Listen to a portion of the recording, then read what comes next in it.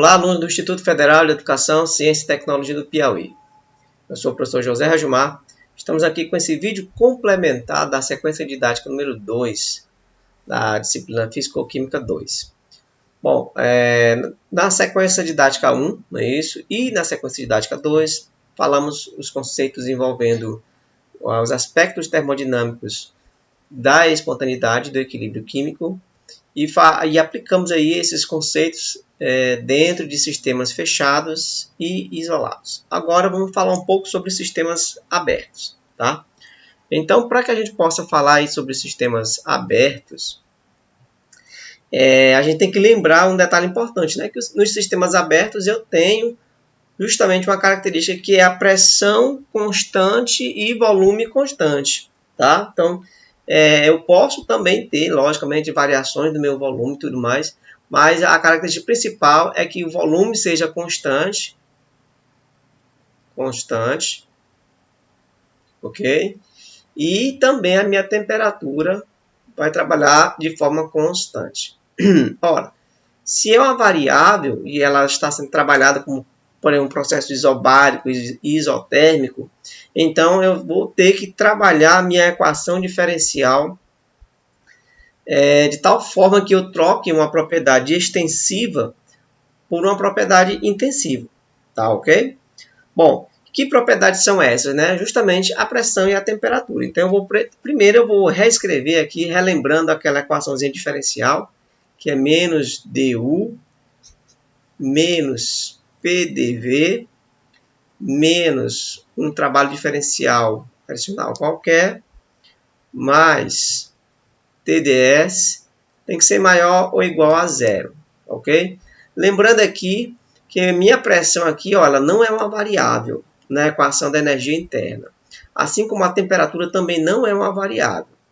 Só que nos meus problemas que envolvem sistemas abertos, essa pressão pode ou não variar, pode ser um processo isobárico ou não, e pode ser um processo isotérmico ou não.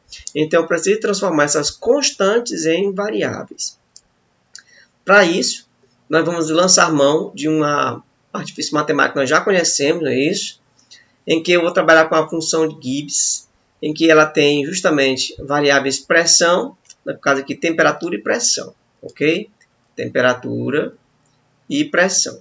Comparando com a energia interna, que é a função U, não é isso? Que é a função U, nós temos a dependência da entropia e também da pressão, tá? Então, eu preciso fazer uma mudança nessa função de U para G.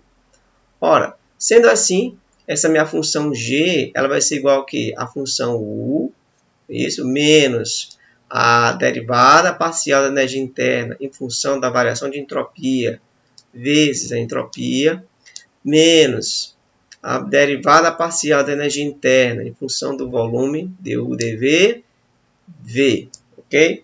Pronto, isso aqui é o que eu preciso fazer. Então, eu preciso calcular agora as duas derivadas parciais. A primeira derivada parcial, du ds, nós já conhecemos isso a volume constante, tá? Lembra que aqui o volume está constante e aqui a entropia está constante, tá? Isso a volume constante, nós vamos pegar lá aquela equaçãozinha, né? Isso, TdS, né? Isso, TdS menos PDV. E aí o que acontece nesse processo? Se eu considero que o meu volume aqui é constante, então aqui é uma constante, tá? A derivada da constante é zero. E aqui a derivada de TdS, nós já sabemos que vai dar justamente a temperatura, é isso? Aonde aqui não é nem TdS, ΔS, tá? Vamos botar aqui o ΔS para ficar correto, tá? Vou corrigir bem aqui, vai ficar dentro do padrão. ΔS, já que a derivada aqui é a derivada total, tá? P ΔV, tá? Então, aqui a V constante, a derivada aqui eu já sei que é constante, a derivada da constante é zero, e a derivada de TdS nós já vimos que vai dar T. Agora eu preciso calcular a segunda derivada, que é o du dv. Isso com entropia constante. Bom, então eu vou novamente pegar a equação de TDE, T delta S menos P delta V. E aí, o que nós já sabemos? Que o delta S é uma constante, a derivada da constante é zero. Então, esta derivadinha vai ficar como? du dv, S constante, menos P delta V. É isso? Delta V. Vou botar aqui. Delta V. O mesmo raciocínio se aplica, não é isso?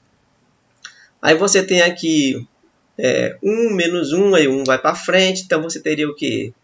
Delta U sobre dV, entropia constante, menos 1 que multiplica P, delta V elevado a zero. E qualquer número elevado a zero vai dar 1. Então, você vai ter que o du, dV, a entropia constante, vai ser menos a pressão. Pronto. Sabendo disso, que a derivada parcial da energia interna em função do volume é menos a pressão, e a derivada parcial da energia interna em função a volume constante, você tem a temperatura, você pode refazer a equação de Gibbs. Né? Vai ser U menos, o que é du ds? Ts. Menos, aí o que é o du dv? Nós vimos que é menos P. Não é isso? Ó, aí aqui vai ficar menos P que multiplica V. Por consequência, você vai ter que G é igual a U menos TS, menos com menos vai dar mais PV. Agora é só diferenciar isso aqui, ó.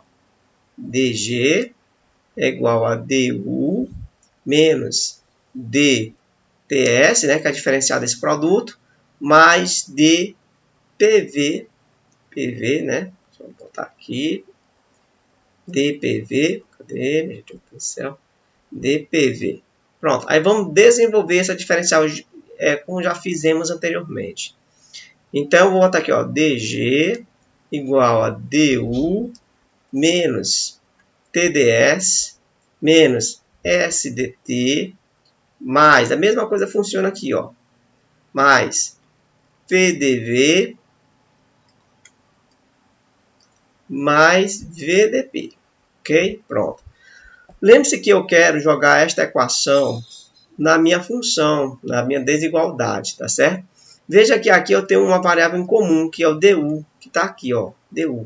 O que eu preciso fazer aqui, nesse caso, para poder fazer uma substituição adequada, é trocar o du pelo dg nesta função. Então, ele vai para o primeiro membro, fica menos du, é igual, aí esse dg vem para o segundo membro, menos dg, e aí o restante repete, ó, menos tds, menos sdt, mais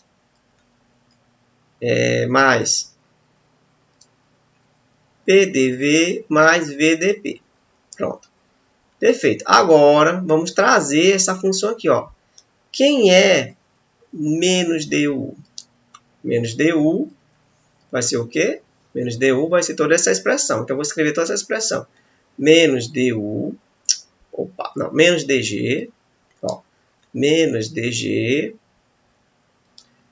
Menos TDS.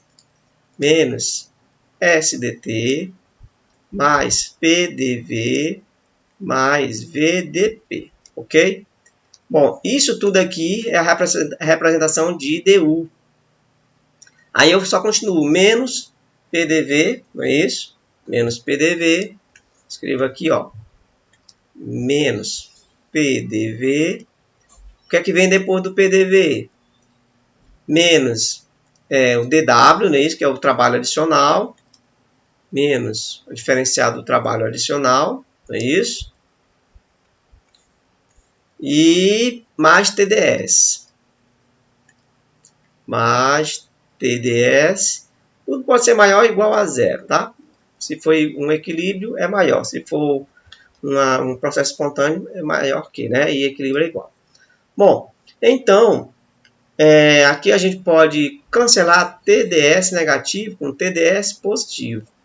E podemos cancelar ainda o menos PDV com mais PDV, ok? O que sobra? Que menos DG menos SDT mais VDP certo? Mais, menos, na verdade, né? Menos, aqui, menos a variação de um trabalho adicional tem que ser maior ou igual a zero, tá ok? Pronto, chegou aqui, nós temos uma equação que dá para a gente trabalhar os sistemas abertos. Aqui eu não estou fazendo nenhuma argumentação ainda, tá? Eu vou segurar essa equação aqui. Bom, o que eu posso argumentar em cima disso? Se eu disser o seguinte, o meu sistema ele vai trabalhar de forma isotérmica. Isotérmica. Quando meu sistema é isotérmico, então o dt é igual a zero. Se meu sistema trabalhar também a pressão constante, isobárico. Aí o que eu sei? Que o meu dp, variação da pressão, também é igual a zero. Então, nessas condições de isotérmico e isobárico, que são sistemas abertos, em uma sua grande maioria, eu posso cancelar esse item aqui e esse. E aí eu só digo que menos dg, menos a variação de um trabalho adicional qualquer, tem que ser maior ou igual a zero. Tá? No final das contas, tá? O que a gente pode concluir? Se eu passar esse menos trabalho para o segundo membro, eu vou ter que menos dg vai ser maior ou igual ao trabalho adicional. Bom, com isso, o que a gente pode observar? Que eu tenho, nessas condições, que a diminuição da energia de Gibbs, certo? Essa ΔS, se a gente fosse representar aqui esse dg de uma forma mais definida, né, dg, que pode ser associada a uma mudança de estado, a temperatura e pressão constante, ela vai ser igual à máxima quantidade de trabalho reversíveis, não é isso? Aí a gente está excluindo, logicamente, aí aquele trabalho PDV, tá certo? Lembrando que aqui nosso sistema, ele está trabalhando com outros trabalhos, tá? Pode ser um trabalho elétrico, trabalho químico, assim por diante. Por exemplo, as pilhas, né? Então, em qualquer transformação real, tá? O trabalho obtido, né, desse fenômeno, excluindo aí, logicamente, o trabalho de expansão, será menor que a diminuição da energia de Gibbs, tá? Então, por isso que esse nosso ΔG aqui, aí vamos chegar nessa expressãozinha, né? Que o menos ΔG, tá? Tem que ser maior ou igual ao trabalho realizado. Bom, então com isso a gente chegou aqui a essa conclusão, tá? Primeiro, sobre a representação da energia de Gibbs. Em cima desse argumento a gente pode, logicamente, desenvolver uma série de outros raciocínios, ok? Bom, a gente pode pegar aqui como exemplo um processo químico em que há um processo de oxirredução. Por exemplo, aquele lá típico da pilha de Daniell. Então, eu tenho o zinco sofrendo oxidação e o cobre sofrendo redução. O que vai acontecer aí? Não vai acontecer nenhuma variação de volume ou se ocorrer é muito pequena. Tá? Então, a gente não vai ter um trabalho PDV aí, ou VDP. Tá? O que acontece é simplesmente um trabalho, uma transferência de elétrons que pode, através de um dispositivo, gerar um trabalho. Então, esse trabalho vai ser um trabalho elétrico, né? Que no caso, a pilha de Daniell, né, é o dispositivo que é capaz de produzir um trabalho elétrico, né? E ele está logicamente relacionado à diminuição da energia de Gibbs, como nós vimos anteriormente, tá certo? Então, aquela expressão menos ΔG, isso, tem que ser maior que zero, tá? Que é aquela relaçãozinha que nós vamos já chegar aqui nessa representação. Na verdade, ela tem que ser maior que o trabalho, né? Eu vou botar aqui maior que o trabalho. Trabalho elétrico, tá? Bom, e aí, o que a gente vai analisar? Nesse momento, nós não vamos discutir processos que envolvam outros tipos de trabalho, que não sejam aqueles trabalhos PDV ou trabalhos do tipo VDP, ok? Que são trabalhos produzidos pela variação de volume ou trabalhos produzidos pela variação de pressão, tá? Se nós só vamos trabalhar com esse tipo, né? Vamos desenvolver nosso raciocínio com esse tipo de trabalho, então nós vamos nesse momento considerar que o trabalho adicional, que é igual ao trabalho elétrico, vai ser igual a zero, tá? Nós não vamos desenvolver esse processo. Então aquela nossa desigualdade que nós encontramos ali, tá? Que é menos ΔG, sendo o trabalho adicional igual a zero, então ele tem que ser maior ou igual a zero, tá? E qualquer transformação real, né, nós vamos ver que há qualquer trabalho real, né, tem que haver uma diminuição da energia de Gibbs para que haja justamente esse processo de forma espontânea, né? E aí nós vamos chegar ao quê? Para que, logicamente, esse ΔG se torne positivo, ou seja, se nós pensarmos o seguinte, ó, o menos dg tem que ser maior que zero. Qual é a lógica disso? Que o dg, tá certo? Tem que ser menor do que zero.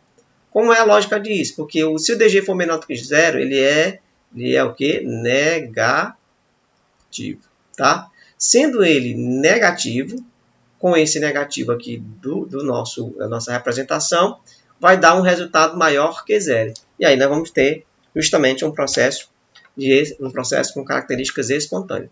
Por isso que naqueles processos, quando a gente utiliza a equação de Gibbs, né, ΔG é igual a ΔH menos T ΔS, né, que é uma representação que você já deve ter encontrado aí nas deduções das equações de estado.